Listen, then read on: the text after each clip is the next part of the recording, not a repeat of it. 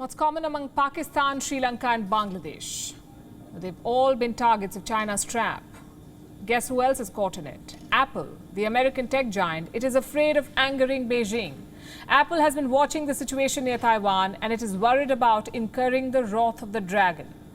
So it sent a message to its suppliers in Taipei: scratch made in Taiwan, henceforth mark all goods as Chinese. Which basically means that Apple suppliers have been told to label their goods as made in Taiwan, China, or made in Chinese Taipei. The implication is obvious. Apple is towing Beijing's line. It is calling Taiwan a Chinese territory. But why is Apple so desperate to please Beijing? Because business. Apple does not want its supplies to stop. It manufactures its products in China but sources parts and components from Taiwan. They're imported from Taiwan into China. Now, China has a long-standing rule for such imports. Any Taiwanese import must say that Taiwan is a part of China. Now, this rule has not been strictly enforced so far.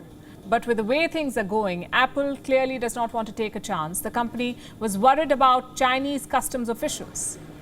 They did not want their imports to be held up, so Apple asked the suppliers to fix the labels.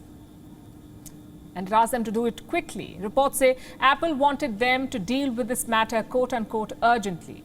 Remember, this is an important time for Apple. It's about to launch new products in autumn. There are reports that a new iPhone could hit the market, so Apple wants to keep China in the good books. And this is not a first. In the past too, Apple has bent over backwards for the Communist Party. It has made significant compromises. Around 3 years ago, it dropped the flag emoji of Taiwan. Those using an Apple device in Hong Kong or Macau did not have the icon on their virtual keyboards. The move had angered activists in Hong Kong. Apple did this during the massive pro-democracy protests in the region.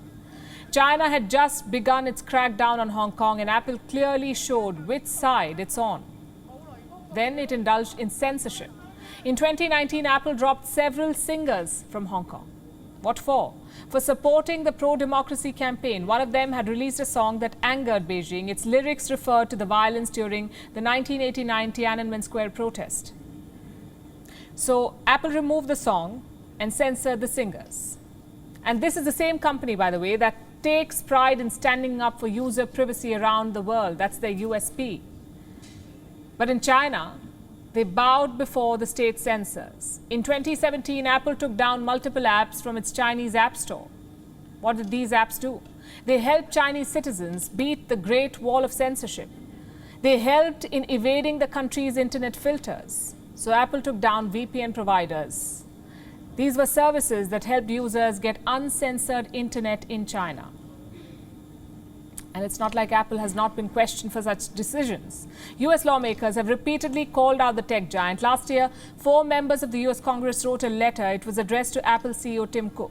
Allow me to read to you a part of that letter.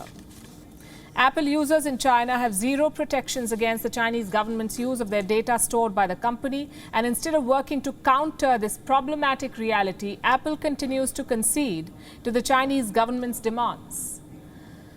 We urge you to consider Apple's position as a pawn in China's malfeasance and take the necessary actions to separate your company from the Chinese government's abuses of its international people. A pawn in China's malfeasance. That's what lawmakers in the US called Apple. What was the company's response? Apple said it has never made any compromises. Well, to Apple we say its actions speak louder than its words. WION is now available in your country. Download the app now and get all the news on the move.